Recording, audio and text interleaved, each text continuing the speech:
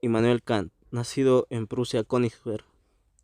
Kant tuvo la difícil labor de hacer la teoría del derecho. Dicen unos que se inspira de la Revolución Francesa, eso señala Emil Breyne. Otros niegan eso, como Nicolás Wagner, que dice que condena a la Revolución Inglesa y a la Revolución Francesa. Pero fuera de eso, Kant jugó un papel muy importante, puesto que es importante para la historia de la filosofía y la filosofía del derecho, con su exhaustiva teoría del derecho, puesto que es un concepto de derecho fundamental. Dejemos de lado sus influencias y concentrémonos en él mismo. La ciencia de las leyes de la libertad.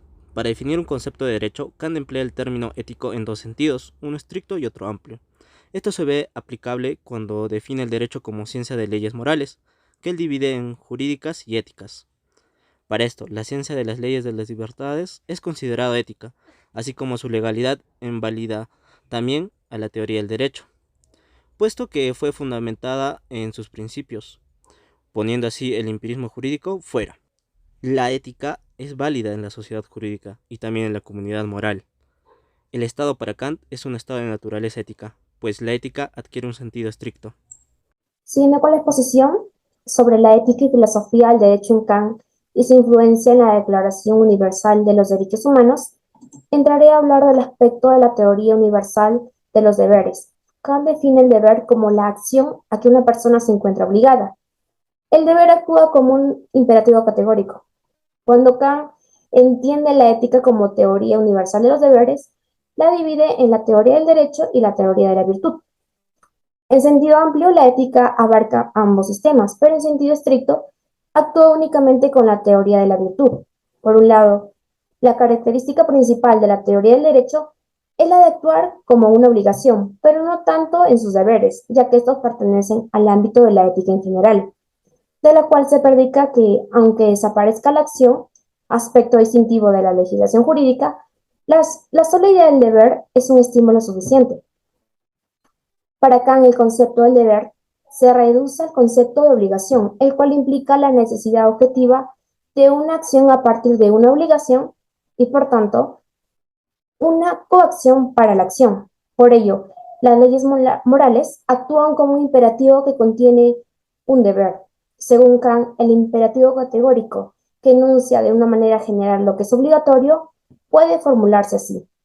Obra según una máxima que puede al mismo tiempo tener valor de ley general. Antes de definir el principio supremo de la moral, Kant define la legalidad como la conformidad de la máxima de una acción con ley del deber, en donde tal máxima constituye a la moralidad. ¿Pero qué es una máxima? Una máxima es el principio subjetivo que el sujeto se impone como regla de acción. Por último, Kant escribe, el principio supremo de la moral es, pues, obra según una máxima que pueda tener valor de ley general. Toda máxima que no sea susceptible a esta extensión es contraria a la moral.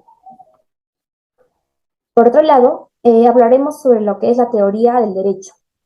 La teoría del derecho, según Kant, es el conjunto de las leyes susceptibles de una legislación externa. El principio universal de derecho reza: es justa toda acción que por sí o por su máxima no es obstáculo a la conformidad de la libertad del arbitrio de todos con la libertad de cada uno según las leyes universales. Este principio conlleva a que Kant establezca la ley universal del derecho.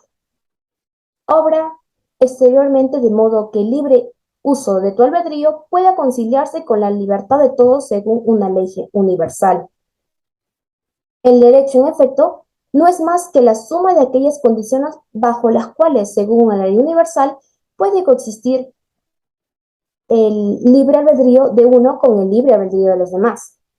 Para Kant, el derecho es inseparable de la facultad de juzgar, porque el derecho y la facultad de obligar son la misma cosa. Entonces, el derecho puede verse también como la posibilidad de conformar la obligación general recíproca con la libertad de todos, puesto que el derecho estricto puede también representarse como la posibilidad de una obligación mutua universal conforme a la libertad de todos según leyes generales. Le doy paso a mi siguiente compañero. Bueno, prosiguiendo con mi compañero, el quinto es el derecho innato y el derecho adquirido. En la división que hizo Kant menciona dos divisiones. La primera es el derecho natural, que se funda puramente en principios, priori, primero, y posteriormente el derecho adquirido, el cual es posterior a este. El primero ha de entenderse como un derecho innato, dado a cada cual por naturaleza, como vendría a ser la libertad, independientemente de cualquier acto jurídico. El derecho adquirido nace exclusivamente de un acto jurídico, es decir, de un hecho, de una situación. Entonces, si no existe tal acto de naturaleza, no tendríamos un derecho adquirido. El derecho adquirido, por tanto, es el derecho privado. Cuando nosotros hablamos de derecho privado, también hablamos sobre la autonomía de la libertad. El derecho privado, define la legitimidad y los límites. De la autonomía de voluntad podríamos hablar del contratar, libertad de contratar, y la libertad contractual. La libertad de contratar vendría a ser el cómo, cuándo y con quién yo puedo decidir hacer ese contrato, por ejemplo, y el contractual es cuando yo y la otra persona determinemos los términos y condiciones. Ahora bien, los límites del derecho privado que hace mención vendrían a ser las leyes, y los estándares jurídicos vendría a ser la moral, vendría a ser con algo que no impida el orden público, etc. Todo esto se basa más que nada para que los individuos o aquella comunidad jurídicamente esté ordenada. Ahora, el sexto es la ciencia de la voluntad moral y la comunidad moral. Kant hace mención que la sociedad civil está exigida por el derecho, y los hombres están obligados a reunirse en sociedad civil para mantenerlos. Ahora, Kant, junto con Montesquieu, divide al Estado en tres poderes: el ejecutivo, el legislativo y el judicial.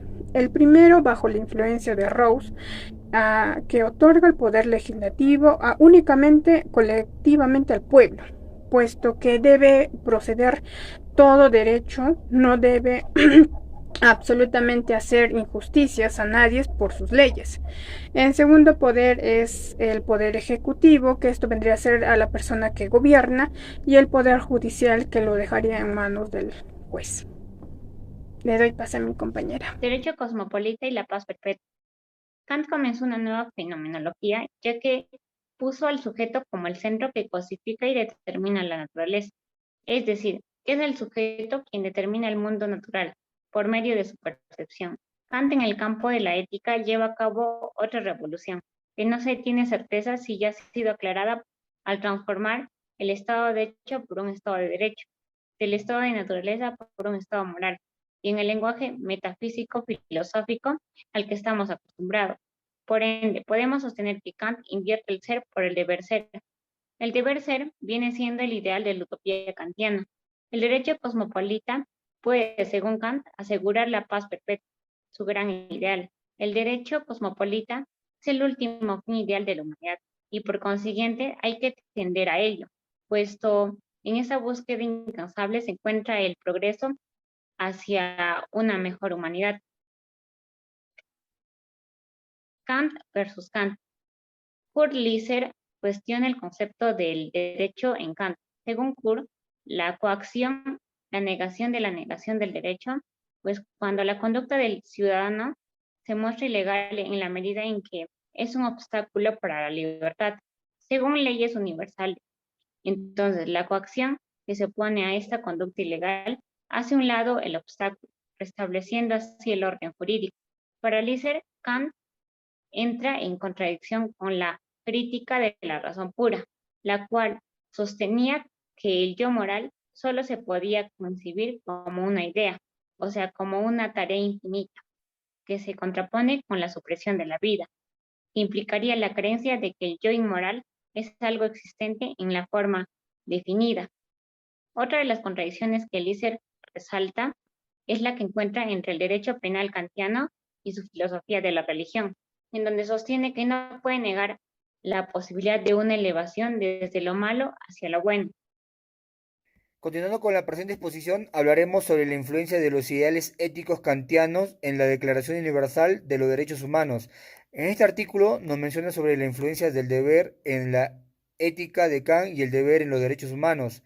Según Kant, en un mundo posible y probable en el que se cumplen los imperativos categóricos, emblemas de la ética kantiana, nosotros, las personas, somos responsables de ser libres, autónomos y dignos, porque ser éticos exige que los demás sean tan libres, autónomos y dignos como nosotros. Suspender nuestro deber ser en otros mundos, de futuros imaginados en paraísos sobrenaturales o tecnológicos promisorias, y abandonar el deber personal en épicas trascendentales como la gloria divina o la grandeza de la nación, así como buscar el deber en sentimientos como la felicidad, el éxito, la fama, la autorrealización o la riqueza, son formas de existir en ilusiones trascendentales que nos desvinculan del presente, nos alejan de la responsabilidad inmediata hacia los otros y con el mundo. Los derechos humanos tienen el sello kantiano en su concepto y fundamento, que es la racionalidad y universalidad, pero también no son productos de ilusiones trascendentales, como la nación, la identidad y la felicidad, que particularmente nos desvinculan del deber ser, es decir, los derechos humanos como cláusulas del contrato social, como instrumentos jurídicos y formas históricas políticas, no contienen el cemento social del deber ser. Para un mejor entendimiento, ¿no? Eh, en resumen, lo que nos propone este trabajo es indagar cómo realiza Kant el salto de la ética al derecho. En segundo término, resaltar lo que aquí llamamos la revolución ética kantiana, revolución que nos conlleva, ¿no?, a la instauración ideal del derecho cosmopolita. Envía su inicio y último fin, la paz perpetua. Y por último, intentaremos demostrar la influencia de los ideales y principios éticos kantianos en la Declaración Universal de los Derechos Humanos. Eso sería todo. Muchas gracias.